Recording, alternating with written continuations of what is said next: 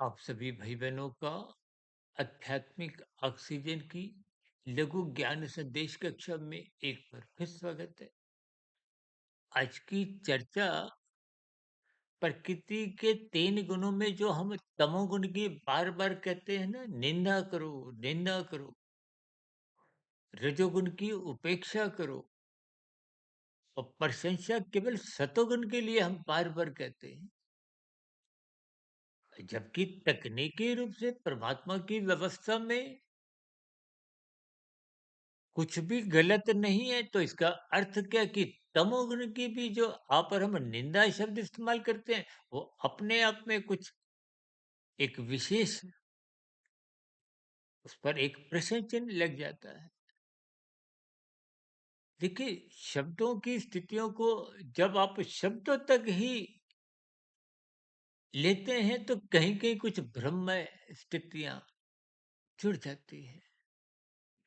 शब्दों के अर्थ समझने चाहिए, शब्दों के भावार्थ भी समझने चाहिए।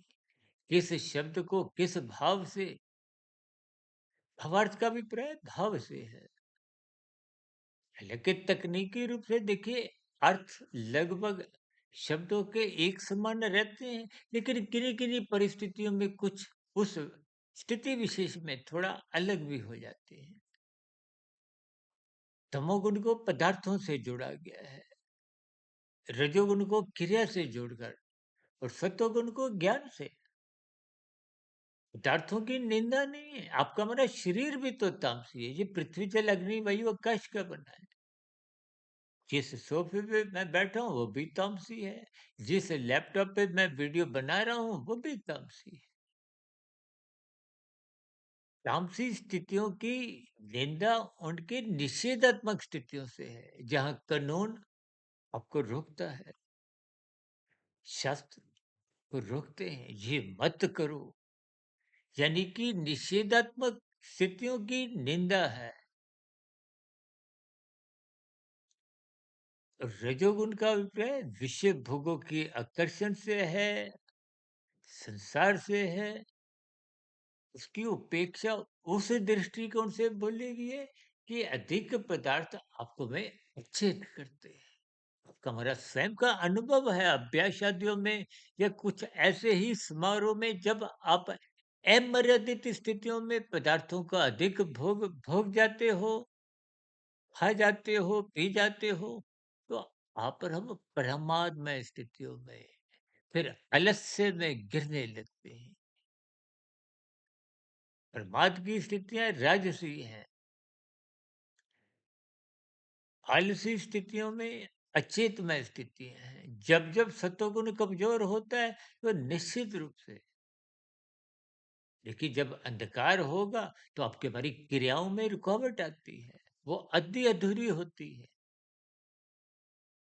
इसी तरह जब ज्ञान में स्थितियाँ कमज़ोर होंगी, बुद्धि का स्तर कमज़ोर होगा, तो आपकी हमारी इंद्रियों को जो एक गति देती है, वो तो मन है। मन का बॉस बुद्धि है, तो फिर आपकी हमारी क्रियाएँ भी एक अधूरी होती है, कानून का उल्लंघन कर जाती है, शास्त्र विरुद्ध पाप कर्म कर जाती है। यानी कि इन सभी स्थितियों को तर्कपूर्वक समझना चाहिए। यानी कि परमात्मा की सृष्टि में कुछ भी गलत नहीं है, लेकिन किस स्थिति में किसका कितना संग करना है, ये तो देखिए आप और हम जैसे बच्चों को आँखों में काजल लगाते हैं ना, स्त्रियाँ माथे पे बिंदी लगाती हैं। मांग में कुछ सिंदूर, देखिए ये सब स्थितियां कितने स्तर पर होती हैं। अब यदि आप आंखों में बहुत अधिक काजल लगा लोगे, तो स्थितियां वही बिगड़ जाती है। मात्र कभी कभी ऐसा कहा जाता है ना, माया तो हाथों की मैल है। जब आप अधिक मैल जे चढ़ा लेते हो, अधिक धन कमाते हुए बुरे कार्यों में लग जाते हैं। देखिए कहीं भी स्थितियों के अर्थ भावार्थ समझिए। शास्त्र बार-बार कहते हैं, सत्संग करो। हम बार-बार कहते हैं, ब्रह्म मुहूर्त में उठो। क्यों? क्योंकि वो ज्ञानमय स्थितियाँ हैं। ये तो तकनीकी रूप से मेरी आपकी आत्मा पहले से ही ज्ञान स्वरूप है। लेकिन अनादिकाल से राजसी और तामसी इन स्थितियों का जब हम अमर्यादित संग करते हैं, तो आपका हमारा ज्ञान कमज़ोर होता है, थक जाता है, आवृत हो जाता है। इसलिए शास्त्र बार-बार कहते हैं, सत्संग करो, यानी कि अपनी अज्ञानता समाप्त करो। हम जो कहते हैं ना, हमारी 4300-4400 वीडियो होगी, इनमें भी कोई नया ज्ञान नहीं, शास्त्रों में भी कोई नया ज्ञान, ये सभी ज्ञानमय कड़ियाँ, सूचनाएँ, ज्ञान सब आपके भीतर है। इसलिए तो आत्मा को ज्ञान स्वरूप कहा गया है, सत्य चित्त कहा जाता है, कि माया को सत्य कहा गया है, जबकि परमात्मा को सत्य, चित्त, आनंद, सच्चिदानंद कहा।